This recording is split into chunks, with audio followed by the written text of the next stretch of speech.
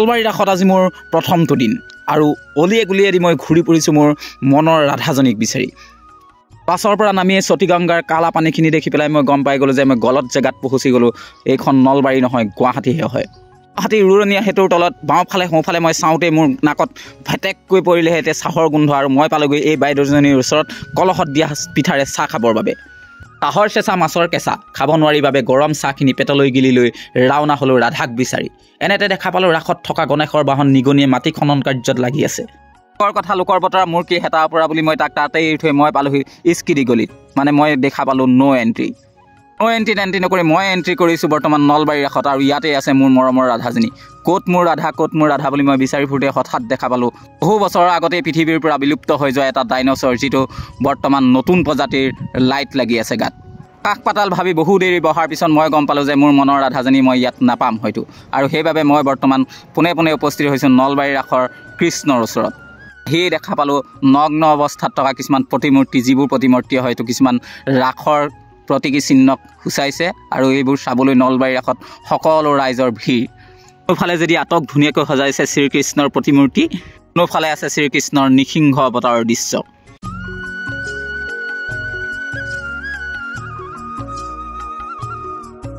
ৰাধাজনী জীৱন্ত ৰূপত নাপালোঁ যদিও মৃন্ময় মূৰ্তিৰ ৰূপত নলবাৰী ৰাসলৈ নামি আহিছে সৰগৰ পৰা ৰম্ভা মেনকা।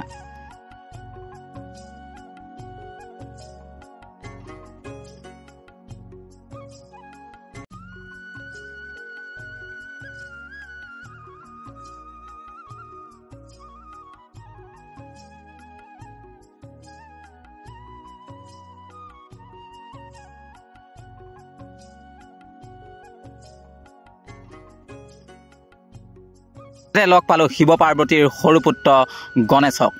গণেশে হয়তো মানুহ দেখি বিভিন্ন ভংগীমাত নৃত্য প্ৰদৰ্শন কৰি আছে, আৰু নলবাৰী ৰাসৰ সমূহ দৰ্শকক আমোদ প্ৰমোদ দিবলৈ চেষ্টা কৰিছে। কিছুদূৰ অহাৰ পাছতে দেখা পালোঁ সৌ কৌটিকলীয়া যুগৰে ঋষি মুনিসকলৰ টোলৰ শিক্ষা ব্যৱস্থা।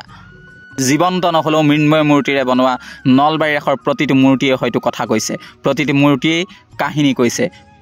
আখ্যান উপাখ্যানৰ বহুতো কাহিনী আপোনালোকক দাঙি ধৰিবলৈ চেষ্টা কৰিছে নলবাৰী ৰাসৰ যিসমূহ কৰ্মকৰ্তা আছে। বিভিন্ন ৰূপত শ্ৰীকৃষ্ণৰ বিভিন্ন তেওঁৰ যিখিনি জীৱনৰ কাহিনী আছে, সেই কাহিনীখিনিক জীৱন্ত ৰূপত প্ৰকাশ কৰিবলৈ কোনো ত্ৰুটি কৰা নাই নলবাৰী ৰাসে। দৈত্যাকায় দানৱৰ ওপৰত শ্ৰীকৃষ্ণৰ যি লীলা, সেই লীলাক জীৱন্ত ৰূপত প্ৰকাশ কৰিবলৈ চেষ্টা কৰিছে, আৰু ইয়াত আমি দেখা পাইছোঁ শ্ৰীকৃষ্ণৰ লীলা। এয়াই হৈছে বিশ্ববিখ্যাত নলবাৰী ৰাস, অসমৰ গৌৰৱ।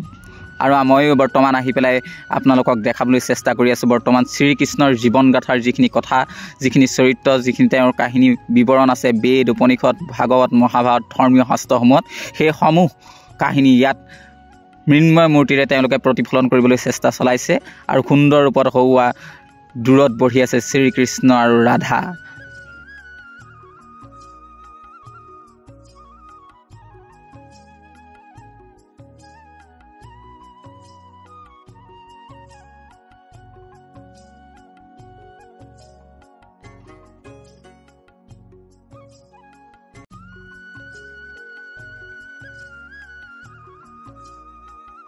শ্ৰীকৃষ্ণৰ বিভিন্ন কাহিনীৰ ভিতৰত তেওঁৰ বাল্যকালৰ কাহিনীবোৰে আমাক হয়তো আপ্লুত কৰে। প্ৰতিটো মুহূৰ্ততে আমি চাবলৈ চেষ্টা কৰোঁ, আৰু এয়া হৈছে ওৰালত বন্ধা শ্ৰীকৃষ্ণক যেতিয়া দধিমন্থন কৰি থাকোঁতে শ্ৰীকৃষ্ণই মাতৃক অশান্তি দি আছিল, সেই সময়ত তেওঁ কিদৰে পলাই ফুৰিছিল আৰু কেনেকৈ পুত্ৰক ধৰিবৰ বাবে মাতৃয়ে খেদি ফুৰিছিল, সেই চিত্ৰ ইয়াত সুন্দৰকৈ তেওঁলোকে প্ৰতিফলন ঘটাবলৈ চেষ্টা কৰিছে।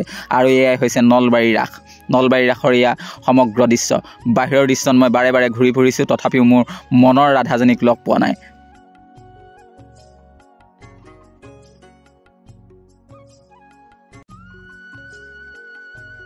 হঠাৎ দেখা পালোঁ শিখৰ, কেপি, মদ, ভাং, চিগাৰেট সকলোবোৰ লৈ এটা মানুহ ঠাণ্ডা দিনত কপি কপি বহি আছে।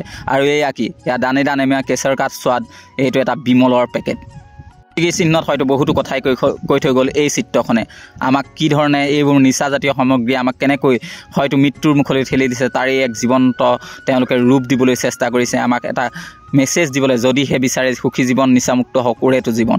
আৰু বৰ্তমান বন্তি জ্বলি আছে, সন্মুখত আছে শ্ৰীকৃষ্ণ আৰু মনৰ ৰাধা।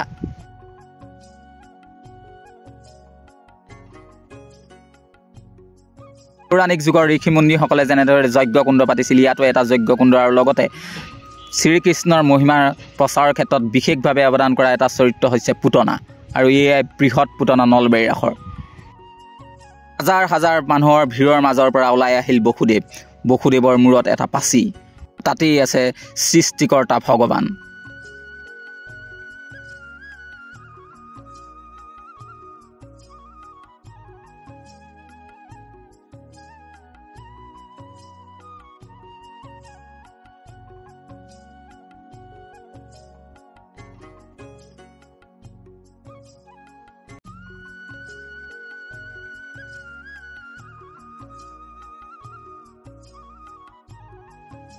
এয়াই হৈছে বিশ্ববিখ্যাত নলবাৰী ৰাস।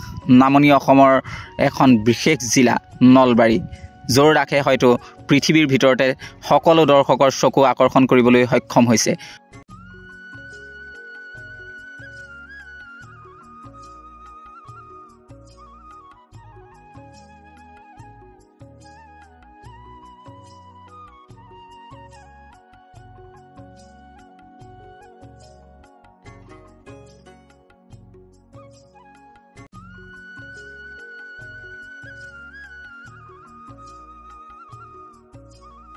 বহু দেৰি নলবাৰী ৰাসত পিংপিঙাই ঘূৰাৰ পিছত চৰণ সিঙে মোক ইংগিত দিলে যে মোৰ ভৰিৰ বিষত থাকিব পৰা নাই, আৰু সেইবাবে মই ঘৰমুখে হ'লোঁ। আপোনালোকক প্ৰথম দিনটোৰ দৃশ্য মই দেখুৱালোঁ। কাইলৈ দিনটোৰ আকৌ আমি নতুনকৈ যাত্ৰা আৰম্ভ কৰিম। আপোনালোকে চাই থাকিব অতিবজিত ব্ৰ।